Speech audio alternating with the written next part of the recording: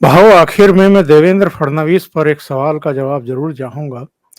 ये 9 मार्च 2022 की बात है। वो सदन में खड़े हुए भाषण कर रहे थे राज्य की कानून व्यवस्था पर। उन्होंने एक पेन ड्राइव तब के विधानसभा उपाध्यक्ष नरहरि जिरवाल को सुपुर्द की और ये कहा कि जो स्पेशल वकील हैं राज्य सरकार के चौहान, उनके कार्यालय की ये रिकॉर्डिंग है।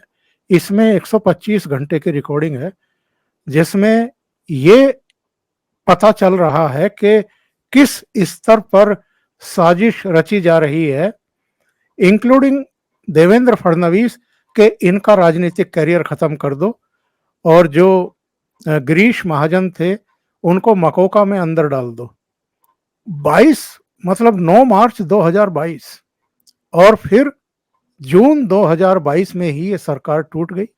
उससे पहले विधान परिषद के चुनाव में इनको पटकनी दी, फिर राज्यसभा के चुनाव में पटकनी दी। वो एक टर्निंग पॉइंट था क्या, या उससे पहले से ही देवेंद्र फडणवीस लगे हुए थे कि अब इस सरकार को विदा करना है, इन साजिशकर्ताओं को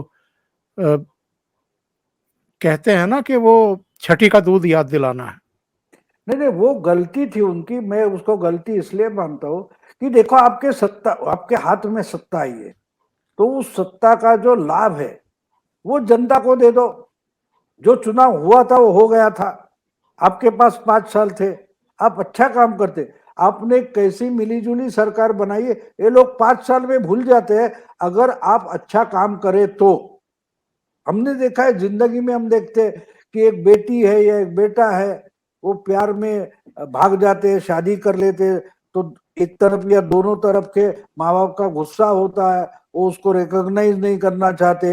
लेकिन आहिस्ते आहिस्ते अगर वो ढंग से अपनी जिंदगी जी रहे, फैमिली चला रहे, ये जब दिखाई देता है तो दोनों तरफ के हम देखते हैं 90% से ज्यादा लोग अपने बच्चों को स्वीकार कर लेते हैं शादी उनकी। तो उसी ढंग से उद्धव ठाकरे ने जो सरकार बनाई, बीजेपी से दगा किया था, वोटर से दगा किया था, लेकिन अच्छी गवर्नमेंट चला लेते तो लोग उनको स्वीकारते, भूल जाते क्या बीजेपी है। लोगों को बीजेपी से कोई मतलब नहीं होता, बीजेपी को जनता को विचारधारा से मतलब नहीं होता। लोग सोचते कि भाई मेरे लिए कितनी सुविधा सुसह्य जिंदगी होगी। अगर वो काम महाविकास आघाड़ी यानी एनसीपी, कांग्रेस और उद्धव ठाकरे मिलकर करते, लेकिन इनको जनता के लिए काम ही नहीं करना था। अरे तुझे सबक सिखा दूंगा, तेरे दांत खट्टे करूंगा, ये जो दिमाग चलता है ऐसा, तो हाथ के अधिकार का सदुपयोग होने के बजाय वो गलत ढंग से जाना लगते हैं। और इसी कारण ये देवेंद्र को फंसाने में फंस गए, खुद फंस गए। तो बोलते ना, एक चाइनीज कहावत है, वो कहते हैं कि अगर आप किसी से बदला लेना चाहते हो, किसी को गड्ढे में डालना चाहते हो, तो 2 गड्ढे बनाओ, क्योंकि एक में जिसको मारना है वो तो गिरने वाला है, तो आपके लिए एक गड्ढा बना के रखो। तो ये दूसरे को गड्ढे में डालने निकले थे, फिर गड्ढे में पड़ गए। तो सोचने की बात है कि वो जो प्रदीप चौहान वगैरह जो आप बोल रहे टेप वगैरह बनाई गई, वो तो सही है, बिल्कुल सही है, लेकिन उसकी जरूरत नहीं थी। अपोजिशन बैठे में चिल्लाओ, कोई बात नहीं। जब इंदिरा जी अपोजिशन को सबक सिखाने गई, खुद डूब गई थी इंदिरा जी। इंदिरा जी खूब डूब गई थी ना।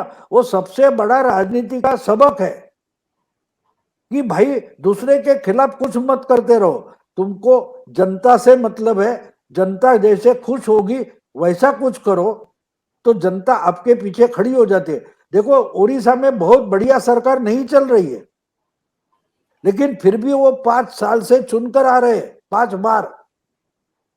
नवीन पटनायक, इन्होंने बहुत बढ़िया गवर्नमेंट नहीं कि भाई उड़ीसा मॉडल, उड़ीसा मॉडल, अब मैं प्राइम मिनिस्टर बनूंगा, ऐसे करते वो नहीं निकले। लेकिन उड़िया जनता के लिए अच्छी जिंदगी हो, कम से कम तकलीफ की हो, ये जो प्रयास किया है उसको बार बार लोग चुनकर दे रहे। लोकसभा में आधे से ज्यादा सीटें बीजेपी को मिली, लेकिन विधानसभा में नहीं मिली, क्योंकि वो फर्क जनता जानती है कि हमारे लिए नवीन पटनायक चाहिए, दिल्ली में मोदी चाहिए। अगर ये समझकर पवार हो या उद्धव ठाकरे महाराष्ट्र में काम करते और देवेंद्र को सबक सिखाने की बात वगैरह दिमाग में नहीं लाते तो आज भी सत्ता में रहते और उनकी गलती अगले चुनाव में माफ भी की जा सकती थी। लेकिन ये हमेशा उनकी बात, उद्धव ठाकरे वगैरह की बात हम सुनेंगे तो क्या चलती थी। खुद शरद पवार बोल रहे थे ना, मी पुन्हा येईन, ये तो मजाक का मामला बन गया, वो तो आ गया। वही देवेंद्र ने एक बार विधानसभा में बोला था, मैं समंदर हूं, मेरे किनारे घर बनाने की सोचो भी नहीं, मैं वापस आऊंगा तो घर भी निकल जाएगा आपका, दुआ दूंगा। उसने सही करके है। दिखाया। अगर ये उसको चांस नहीं देते, अपने एमएलए को खुश रखते, अपनी जनता को खुश रखते, अपने कार्यकर्ता को खुश रखते, तो इसकी जरूरत नहीं थी। देखो, सत्ता देवेंद्र ने नहीं पलटी है, आपके जो नाराज एमएलए थे उन्होंने सत्ता पलटी है। और 1 साल से ज्यादा जो निकल आए एमएलए वो आज भी उनसे चिपके हुए। बीजेपी के पास ज्यादा एमएलए है, फिर भी हमको मिनिस्टर नहीं बनाया करके बगावत नहीं कर रहे। तो उस एमएलए के लिए फिर से चुनकर आना, ये इनकी प्रायोरिटी होती है। वो समझकर अगर आप काम करो तो आप बार बार चुनकर आओगे, कोई बड़ी बात नहीं है। लेकिन ये सब षड्यंत्र बनाने में फंस गए और खुद ही उसमें फंस गए। अब खुद के साथ ये शरद पवार को भी लेकर डूब गए।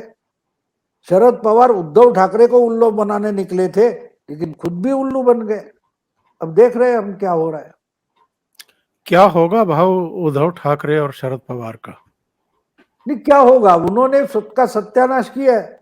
वो जाकर वापस शुरू करे। हम वो देखते हैं ना, सांप सीढ़ी का खेल होता है, तो नीचे गिर गए तो फिर से शुरू करो, फिर से शुरू करो। किस्मत वहां तक लाई थी, अगर वहां ढंग से खेलते तो वहां टिके रहते, जैसे योगी टिके हुए, मोदी टिके हुए। और भुजबल ने तो साफ बता दिया कि पटना से लौटकर शरद पवार ने बोल दिया कि फिर से मोदी आने वाला है, तो और उसकी क्या जरूरत है।